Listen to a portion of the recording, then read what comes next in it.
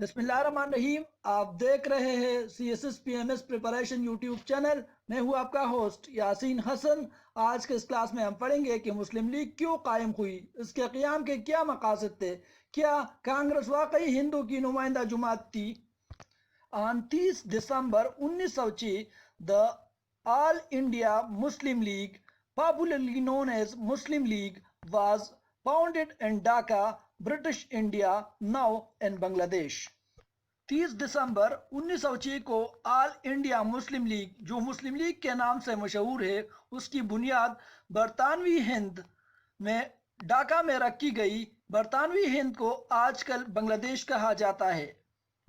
The communal idea that the Muslim are separate nation was sewn into the Indian political ethos first by Sir Syed Ahmad Khan, a philosopher and Muslim reformist. یہ فرقہ نظریہ کہ مسلمان ایک علیحدہ قوم ہے، ہندوستان کی سیاست میں پہلی بار سر سید احمد خان نے پیش کیا تھا. سر سید احمد خان ایک فلسفی اور مسلم اصلاح پسند تھے. Although he wanted the Muslim to get educated and think on a scientific temper, he suggested aligning with the British rather than rebel against them is most beneficial for the community. اگرچہ وہ چاہتا تھا کہ مسلمان تعلیم یافتہ ہو اور سائنسی مزاج میں سوچے، لیکن انہوں نے برطانوی سے بغاوت کرنے کی بجائے ان کے ساتھ صف بندی کرنے کی تجویز پیش کی، کیونکہ یہ برادری کے لیے سب سے زیادہ فائدہ مند ہے.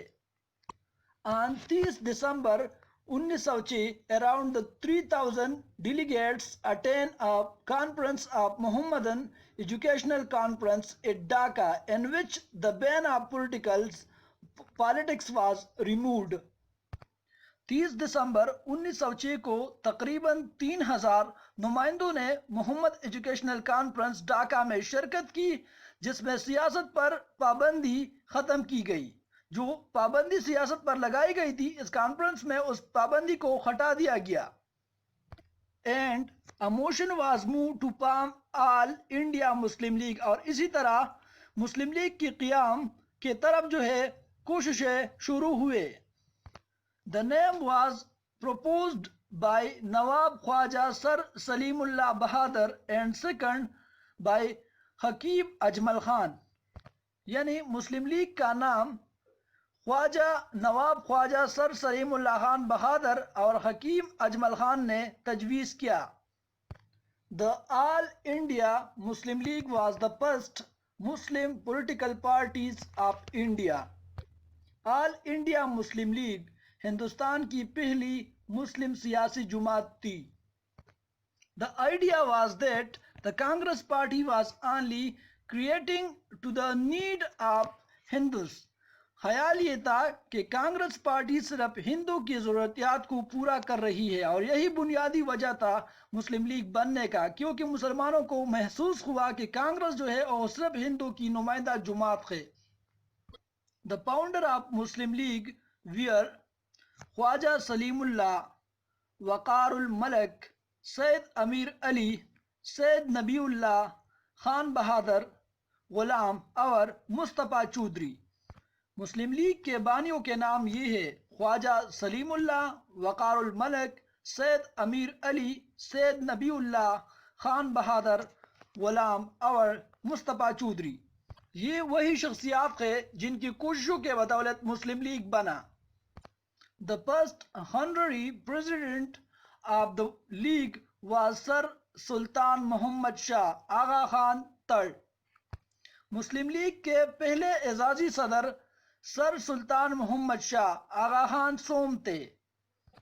The party chief aim was to promote and secure the civil rights for the Muslim. Party کا سب سے بڑا مقصد مسلمانوں کی شہری حقوق کو فروغ دینا اور حفاظت کرنا تھا. Objectives of the Muslim League. مسلم لیگ کے مقاصد: To create among the Muslim the feeling of loyalty toward the British government.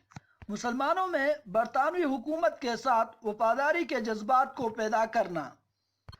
to safeguard the political rights of the Muslim and to convey the same to the government. مسلمانوں کی سیاسی حقوق کا تحفظ اور حکومت کو بھی یہی پیغام دینا. To prevent the rise of prejudice against the other communities of the India among the Muslim. تاکہ